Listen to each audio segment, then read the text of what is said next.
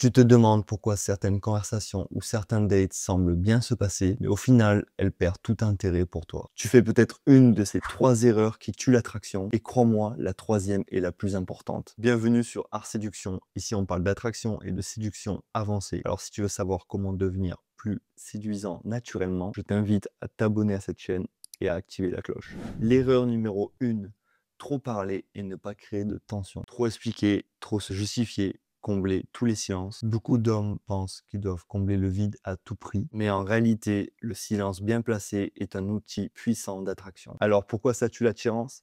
Car une femme doit sentir une certaine tension émotionnelle pour être attirée. Alors si tu parles sans arrêt, elle n'aura pas le temps d'anticiper, de réfléchir ou bien de s'investir émotionnellement. Alors les solutions, tu dois faire des pauses, laisser des silences stratégiques, ne pas chercher à combler tous les vides. Je me souviens d'un date que j'avais fait avec une fille que je trouvais extrêmement attirante. Tout se passait bien, mais j'étais très nerveux. Je voulais à tout prix attirer sa curiosité, éviter les blancs, alors j'enchaînais les différents sujets pour éviter qu'elle ne s'ennuie. Au final, elle souriait, mais je sentais qu'elle décrochait. Elle avait à peine le temps de répondre que je voulais partir sur un autre sujet pour éviter d'être le plus ennuyeux possible. Au final, le date s'est terminé et je n'ai pas eu de message derrière. J'ai compris plus tard que je n'avais pas laissé de place au mystère, à l'attention. Si j'avais utilisé des silences et attendu qu'elle me relance, ça aurait été complètement différent. L'erreur numéro 2, chercher son approbation. Par exemple, lui demander si elle veut aller au bar ou dans un café.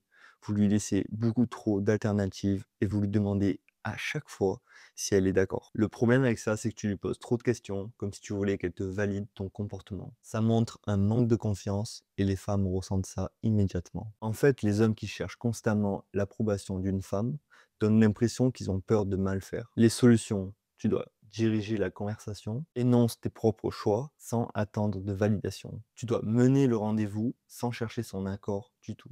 Et tu dois établir un plan de A à Z du rendez-vous que tu vas faire avec elle. Si tu établis un plan d'action avant, par exemple les lieux, les restaurants ou les activités que tu vas faire avec elle, alors ça va donner l'impression que tu contrôles totalement le date. Et ça, les femmes, elles adorent. Tu ne vas laisser place à aucune hésitation. Un ami à moi m'a raconté une fois qu'il était en date avec une fille. Mais tout au long du rendez-vous, il faisait que lui demander « ça te va si on fait ci ? Ça te va si on va là ?» Bref, elle a senti qu'il manquait de leadership et le rendez-vous s'est terminé d'une manière très neutre. Et elle n'a jamais répondu à son dernier message. Du coup, mon conseil, ça va être de créer un plan d'action avant, en listant les endroits ou les activités que tu peux faire, qui vont être ouverts le soir où tu vas sortir avec elle, et pour éviter tous les moments gênants où tu vas devoir par exemple sortir ton téléphone pour chercher un endroit parce que tu sais pas du tout où aller avec elle après le premier date que tu as fait. Exemple, samedi dernier, je suis allé boire un verre de vin avec une fille que j'avais invitée. J'avais fait des recherches en amont pour savoir quel endroit était le mieux pour boire un verre de vin. Du coup, je l'invite à ce bar-là. Ça se passe très bien, la fille est très jolie. On décide de continuer le date ensemble. Du coup, je lui propose simplement, vu que j'avais fait mon plan d'action avant,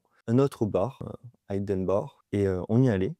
C'était très bien. Là, pareil, on boit un verre de vin et ensuite je l'invite à rentrer chez moi. Et c'est comme ça, du coup, que je fais à chaque fois des plans d'action pour savoir exactement comment va se passer le date. Par exemple, le premier lieu, si ça se passe très bien avec la fille et que j'ai l'occasion de pouvoir la ramener chez moi, je vais lui proposer directement après le premier lieu. Et si je sens que elle n'est pas encore prête, que physiquement on n'a pas eu tant de tension que ça, et ben alors je vais lui proposer un autre endroit pour continuer la soirée avec moi. Alors l'erreur numéro 3, c'est de ne pas créer de tension physique ou émotionnel. Alors le problème, c'est de ne jamais initier de rapprochement physique subtil. Par exemple, de se rapprocher d'elle, de lui toucher ses cheveux, de lui prendre la main, ou bien juste de lui toucher la main. Ça va être aussi de ne jamais essayer de la taquiner ou de rentrer dans un jeu de séduction avec elle. Si elle ne ressent rien, elle décroche. Beaucoup d'hommes pensent qu'il suffit d'être sympa ou d'avoir une bonne conversation avec une fille, mais sans tension, il n'y a pas d'attirance. Pour les solutions, tu dois jouer avec la tension.